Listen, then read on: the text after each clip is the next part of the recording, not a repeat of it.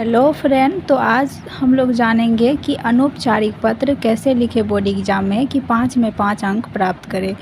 तो चलिए फ्रेंड, सबसे पहले हम लोग ये देखते हैं कि हम लोग इसमें कुछ त्रुटियां करते हैं जिसके कारण हमारा बोर्ड एग्ज़ाम में नंबर कट जाता है।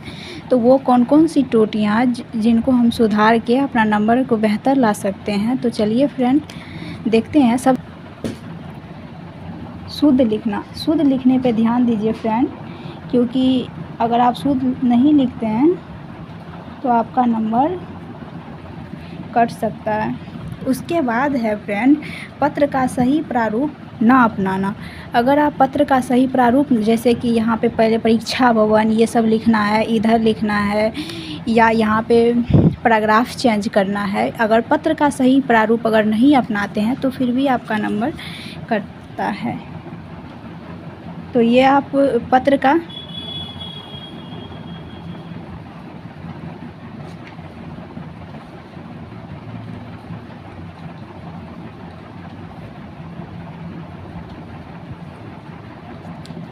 एक त्रुटि ये हो गया, दूसरा ये हो गया। अब तीसरा त्रुटि ये होता है कि हम लोग क्या करते हैं कि अस्पष्ट और गंदा लैंग्वेज का यूज करते हैं, गंदा तरीक़ा से लिखते हैं, जैसे यहाँ काट देना, यहाँ काट देना। ये सब गलतियाँ नहीं करनी है आपको बोर्ड एग्ज़ाम में। अस्पष्ट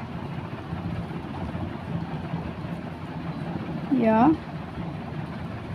गंदा लिखना, तो ये गलतियाँ आपको नहीं करनी है। उसके बाद है कि दिनांक, ये जो दिनांक दिया हुआ है यही कुछ बच्चे छोड़ देते हैं। दिनांक ये आपको लिखना ज़रूरी हो जाता है कि दिनांक पहले लिखे आप, दिनांक ना देना। और कुछ बच्चे क्या करते हैं अशुद्धि में, ये यहाँ पे अगर आप बॉय हैं तो यहाँ आपका के जगह यहाँ आपका लिखिए, आपका आज्ञाकारी पुत्र। अगर आप गर्ल्स हैं तो आप यहाँ पे आपकी लिखिए, आपकी आज्ञाकारी पुत्री। देखिए, तो क्या करना है, सबसे पहले आपको दिनांक नहीं भूलना है, लेफ़्ट साइड में दिनांक लिखना है। और देखिए, अभी आप वर्तमान में कहाँ है वहाँ का पता लिखना है। जैसे कि जब आपको बोला जाएगा बोर्ड एग्ज़ाम में कि पिता की को पत्र एक लिखे, तो उसमें आपको ये जो है दिनांक आप जो उस दिन का होगा वही दे दीजिएगा, लेकिन यहाँ पे पत्र ये परीक्षा भवन लिखिएगा। अगर आप चाहे तो जगह का कई कुछ नाम भी लिख सकते हैं, लेकिन परीक्षा भवन लिखिएगा, कुछ अच्छा लगेगा दिखने में। उसके बाद चलिए दोस्तों अब देखते हैं। सबसे पहले लिखिएगा कि प्रिय पिताजी। हाँ, एक बात और कि पत्र में आप ये कठिन से कठिन लैंग्वेज का यूज़ मत कीजिएगा, सरल से सरल जितना हो सके किताबी भाषा से बचिएगा, अपने लैंग्वेज में लिखने का कोशिश कीजिएगा। देखिए, लिखना है कि प्रिय पिताजी, सादर प्रणाम, मैं यहाँ, फिर अपना पैराग्राफ चेंज करना है और लिखना है मैं यहाँ कुशल पूर्वक हूँ। उम्मीद करती हूँ आप सभी भी कुशल पूर्वक ही होंगे।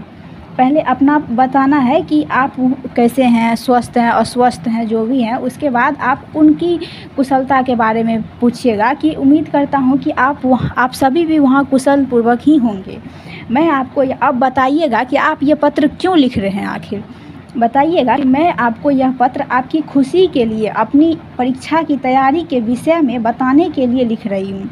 अब आप अपने बारे में बताइए, आप लोग कैसे हैं ये भी बता दिए, और ये बता रहे हैं, अब बता रहे हैं कि हम ये पत्र क्यों लिख रहे हैं, कारण भी बता दिए। अब आप लिखिएगा कि मेरी पढ़ाई अच्छे से हो रही है, हमारे शिक्षक बहुत सहायता करते हैं, हम उम्मीद करते हैं कि उम्मीद है कि इस बार मैं अच्छे अंक के साथ उत्तीर्ण होंगी। उसी के साथ अब अपना ये पैराग्राफ चेंज कीजिएगा।